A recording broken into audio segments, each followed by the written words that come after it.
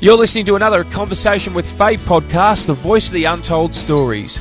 Are you ready to listen, be engaged, and experience the raw, the real, and the heartfelt conversations that leave you feeling the magic inside you wanting to escape? Are you ready to step up and allow that magic to be released and shine on the outside? Be inspired to want more in your life? To be you. Be present and be in the moment. Be curious. Now over to Faye Waterman. I have with me Nella Chikwe, and Nella is an influencer with an innate ability to elevate passionate, high-achieving conscious leaders to increase their value and influence globally.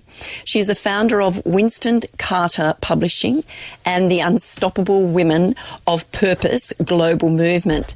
Nella has been empowering visionary entrepreneurs globally to lead successful lives and businesses with confidence, certainty, and conviction. As a global speaker and leadership advisor, #1 international best-selling author, publisher, graduate degrees in business, marketing, and finance, Nella's passion is to inspire leaders and entrepreneurs to become influential in sharing their stories and leveraging their expertise by speaking, writing, and publishing.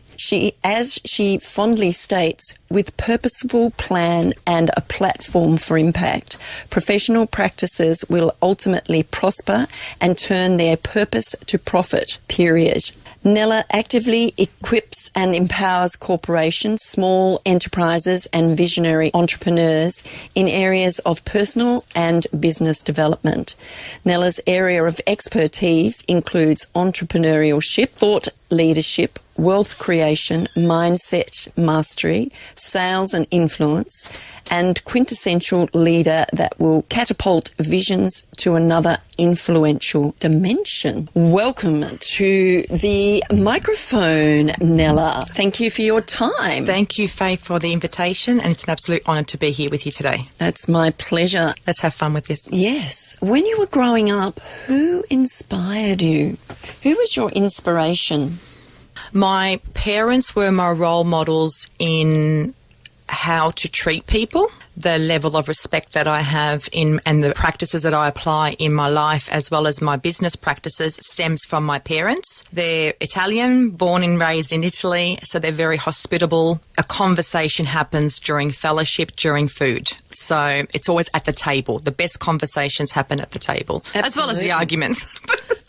The best conversations more often than not happen within the kitchen environment, the dining room. And that's a very homely place, isn't it? It's where it's safe and happy and belong, the sense of belonging. And that feeling of connection. Yes. And commitment to be that family and that strong support network for everyone. Absolutely. Yeah, rubbing off each other's shoulders and helping each other out and always being that solution-driven family. Yes. Like everybody will always just obviously put their two-bot bet in because we're so close-knit, but they're always there if you ever need help, put your hand up. Somebody will come to the rescue. Yeah. So my parents first and foremost, and obviously my auntie and uncle who lived with us, they got married and I was their flower girl. So I was 5 years old when they got married, and I've always said I've got two sets of parents. Whenever my dad would say no, my uncle would say yes. So more often than not, I got a lot of yeses. But also Rocky, the movie, Sylvester Stallone. All right, yes.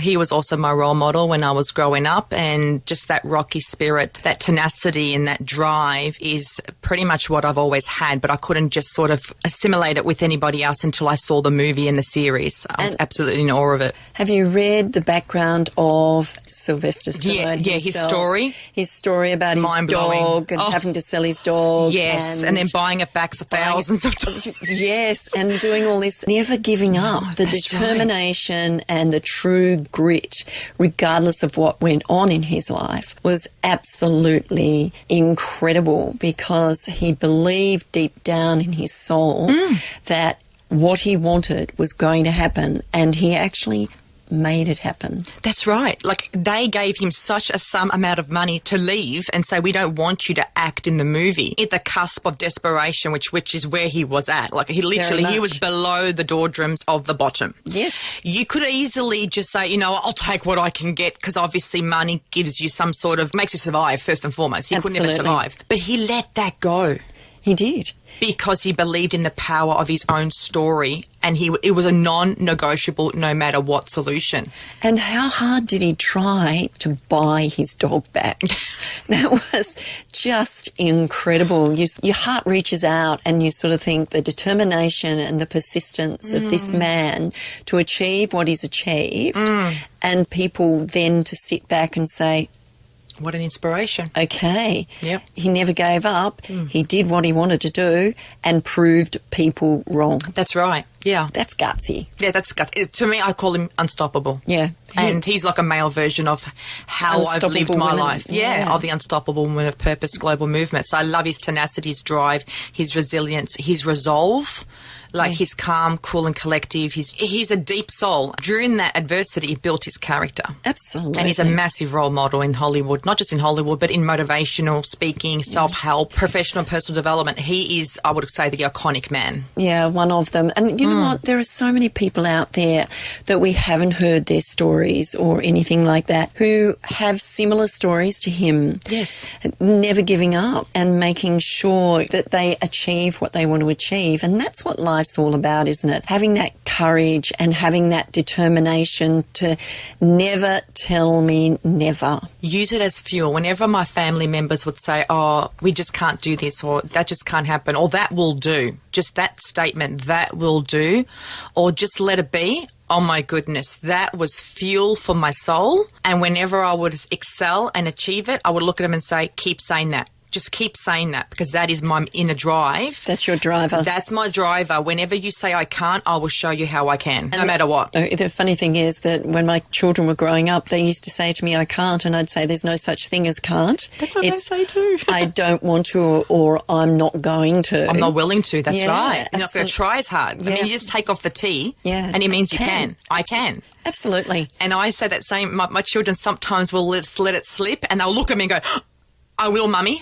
I will. I'm like, that's all I need to know. If you need help, ask the right questions. Yeah. People will show up, but don't tell me you can't. It means you won't. You're not willing to. Yeah, you sort of look at the language that, the average person speaks, and a lot of it is negative. So we need to look at how we say things, look at our thoughts, think about what we think, because what we think we bring about. It manifests the power of words. Yeah, creating that awareness, and that is what this show is about, creating awareness, educating and inspiring people to hear stories about people who've come from maybe nothing to great success, or come from somewhere where they're just, living life and then achieving something. Thank you for listening to this short snippet of A Conversation with Faye. There is still so much more to hear, so please head over to hear the full podcast using the link below.